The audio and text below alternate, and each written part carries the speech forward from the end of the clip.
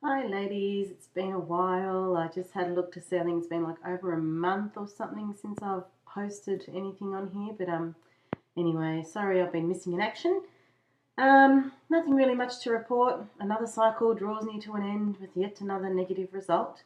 I kind of expected it, even though we timed things perfectly, according to fertility friend. I've landed on day 15, cycle day 15, and we BD'd every second day from cycle day 10, and then we did BD'd on cycle day 14, cycle day 15, cycle day 16. But yeah, anyway, not to be the month. I'll also show you my OPKs because I did get a positive OPK on cycle day 14, plus then the temperature rise on my chart as well, which is where I know that obviously I did ovulate cycle day 15. I'll show you this now. This is my, I don't know if you can see, my crazy artwork. It just says all things baby. It's just my little folder that I keep the OPKs. I print out every month from Fertility Friend my chart as well, so I've got a copy of it just in case something ever happens and any info is ever lost, because I just think that once we do get to see fertility specialists, it'll be good to have all that information to show them. But I'll show you the OPKs. I don't know how well you're going to see it. You can't see it very well at all. But the top row, they're last month's. These ones are this month. So you can see there, that was the positive one, and I've highlighted it. And I think, let me just have a look. Yeah, so cycle day 14, I didn't test it again that day. So that was the most positive one. Anyway, so that's those. I'm glad I've got I guess, some more information. I've got, like I said, I've got my chart now, I've got the OPK. So I can see that I am obviously ovulating, which with having PCOS is something that women do struggle to ovulate when they've got this condition. So in my case, I am ovulating. Last month showed that I only had like a 9-day luteal phase, I think it ended up being, which is really short, and I don't think that's meant to be of any benefit if you have fallen pregnant. You obviously, I think the baby won't be able to implant or something because there's not enough progesterone there. So that wasn't too good, but generally it's been around between 10 to 12 days, my luteal phase. And I'm on 10 DPO now, cycle day 25, 10 DPO. I did do a pregnancy test this morning, and I also did an OPK first thing in the morning, and both negative. So obviously this month's out for me. I know that there's still a couple of days, and I also know that some women didn't get their positives till day 14, but I'm just not feeling it. If anything, I'm feeling closer and closer that AF is coming. So it's my birthday on Friday. We are having something here because it's the first year in our new home that we built, my first birthday in my new home. So we are having something here Saturday night, and I plan to drink till I drop. No, it's not the healthiest thing to do, but yeah, if my period doesn't come, I will test again. But look, having said that, chances are I'm going to have my period on my birthday, which isn't going to be that much fun anyway. So yeah, so that's pretty much where I'm at now. For the next cycle, I'm not planning to do anything. It is the holiday season. And to be quite honest, all this temperature taking and OPKs, they're all doing my head in. I really don't know how some of you ladies have been doing it for years. This is my 7th month, and as I mentioned earlier, my 7th month consistently trying and doing all the temps and everything, and I need a break. We're not going to stop BDing. I'm not going to use anything to prevent it, but I'm not going through all of that this month. I just want to enjoy the month and give myself the month off. Chances are, though, as well, because obviously I'm not preventing it, I'll still probably go crazy at the end of the month and at the end of the next cycle, and want to be testing and doing all of that anyway. So thank you for everyone else that subscribed. I've had a lot of subscribers along the way. Congratulations to all those that have got their BFPs. Kelly, also known as Maven, congratulations. It's really exciting news. To those that didn't get their BFPs, my heart goes out to you. I know how it feels. Brandy, hope you're doing okay. I've watched your last few vlogs. Actually, I think you've downloaded a recent one that I haven't yet seen because I sort of checked YouTube this morning and kind of ran out the door. I didn't have a chance to watch anything, but I will be watching that, so I hope you're doing better. Yeah, I'm trying to think if there's anything. We did end up going to the baby show. As I said to you, I think in the last video, that I just didn't feel like going, and it ended up being, I think, a miserable day here in Melbourne as well, and I just didn't want to go out. I couldn't be bothered, so I didn't go to that.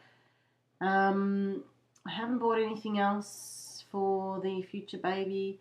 I think I'm just kind of, I don't know, I just don't want to buy anything else right now. And, I still go through when I do my grocery shopping, I still go down the baby aisle.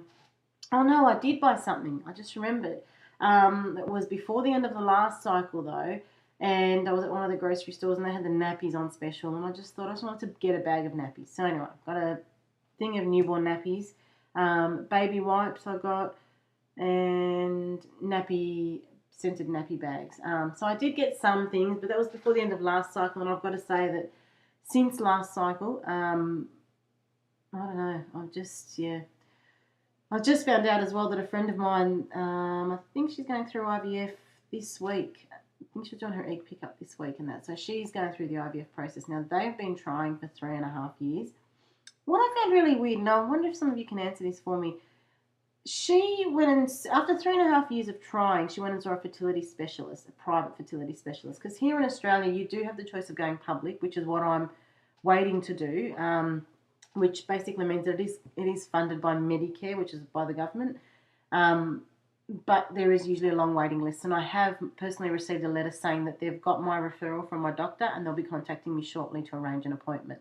So the only thing with that is you don't have the choice of when you want your appointments and so forth. You've kind of got to go when they've got availabilities.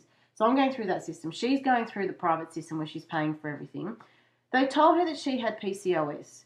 And they did a sperm test on her husband, and he apparently is above average. So he's even better than what an average male would be. They told her as well that PCOS, this fertility specialist apparently told her that PCOS is nothing. People put too much emphasis on it, and it doesn't affect your fertility at all. It just makes the smallest amount of difference. And they're putting her straight onto IVF.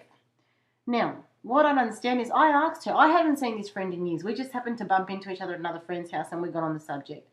And I said to her, have you thought about IUI, especially if your hubby's got a great sperm count and if you're ovulating, because they told her she was ovulating as well, she gets her period every month. Why haven't they just tried an IUI? Maybe there's just some issue with them getting through your cervical mucus, or I don't know. And she didn't even know what an IUI was. Now, granted, I've learned a lot of this stuff from all you ladies out there and from this wonderful community. But you'd think a fertility specialist, when you're here in Australia, it's something like $8,500 for the full IVF, and I think it's about $800 for each IUI attempt, something around those lines. Why didn't they offer her the IUI firstly? I don't know. I don't get it. So has this happened to any of you guys? Even that when I said to her about PCOS and I told her about the seriousness of it, she was like, no, there's nothing. PCOS is nothing. It doesn't affect anything. I'm thinking, are you kidding? That's something that's affected me for the last 10 years, 11 years that I've known about it anyway. But anyway, so if anyone's got any information, even if any of you girls from here in Australia can maybe share some of your experiences with me, even just through a private message, because I would like to go see this specialist because she told me, and I'm happy to pay for a specialist. I'm getting sort of to that point now.